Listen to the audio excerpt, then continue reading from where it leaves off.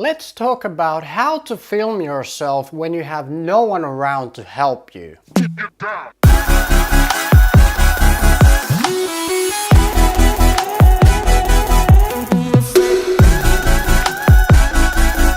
Hey guys, I'm Jussi. I want to share with you guys some of my tricks and tips how to film yourself when there's no one around to help you. And more specifically, how to film cinematic B-roll of yourself.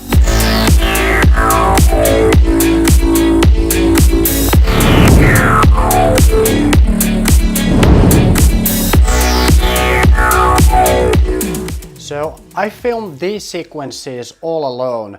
I film about 99% of all of my videos all by myself. And the good thing about it is that it's actually pretty simple to do and you don't have to have any fancy gear to do most of the clips. For those of you who don't know what B-roll is, in short, B-roll is alternative footage intercut with the main shot. For example, if you have an interview where the person is talking about his trip to the Philippines, you can have related footage from the Philippines while the subject is talking about his trip to the Philippines. I like to film very cinematic, slow motion style B-roll, but it doesn't necessarily have to be cinematic, it's just my personal style. In many situations, I like to film my own B-roll in a way where the camera is placed somewhere stationary. So my first tip is get a Gorillapod or a tripod, or preferably both. But if you can't get them both, you'll do just fine with either one of them. The Gorillapod is great because it's cheap, lightweight, and it's very versatile because you can wrap it around different things like railings or tree branches, or you can just leave it on the ground stationary. And the traditional tripod is great because you can get some higher angles and very steady shots. So be very creative about how to use the Gorillapod and try to get these different angles, low angles, high angles. There's so many places where you can wrap the tripod. And next, film from different angles in a sequence. You can start off with a wide angle shot, an establishing shot, and then move into a middle shot, then a tight shot, and always film in sequence like you would see in a movie when they're telling a story, not just random stuff. Also shoot high, low, from the front, from the behind, from the side. Use a lot of variety in your shots, especially when you're filming with a tripod or a Gorillapod, because otherwise it might look very boring, like there's not much happening in the scene. Also, it's very good to add some handheld footage and to show a bit of the environment between those shots where you film yourself, because that adds a lot to the story and gives it a lot more variety. The third tip, add a bit of camera movement to your shots.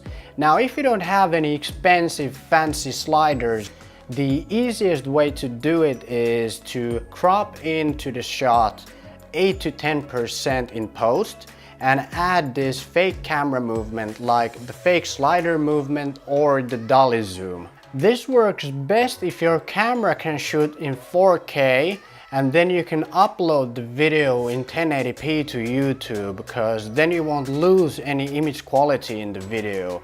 But to be honest, you can do it with 1080p also if you use just a tiny bit of crop, because most people won't honestly even notice the difference in the image quality. My fourth tip is to be very creative and don't be afraid to try something different to get the wow emotion from your viewers. For example, I had my GoPro in a water bucket in the sauna while I was shoveling the water from the bucket to the stove. And in the other shot, I held the GoPro in my hand to get the POV angle while shoveling the water to the stove.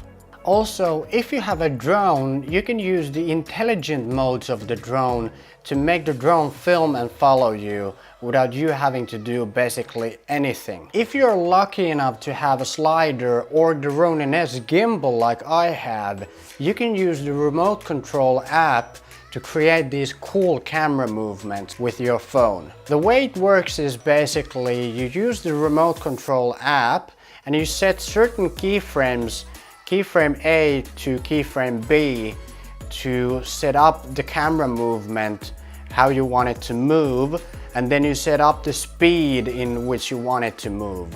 For example, this shot where the camera is panning from up to down and I'm walking into frame, I filmed it all by myself using the Ronin-S gimbal with the remote control app. When you have the opportunity to use something like a slider or a gimbal with the remote control app, it makes it look like someone's actually operating the camera and filming you.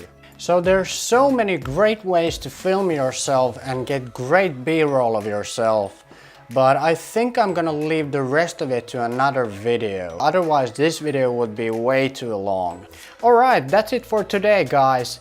If you enjoyed this video and want to see more of my videos about filmmaking and my cinematic travel videos, subscribe to my channel and don't forget to click the bell icon next to the subscribe button to be notified when I upload my new video every Monday. So stay tuned, guys, and see you in the next video next week. Take care.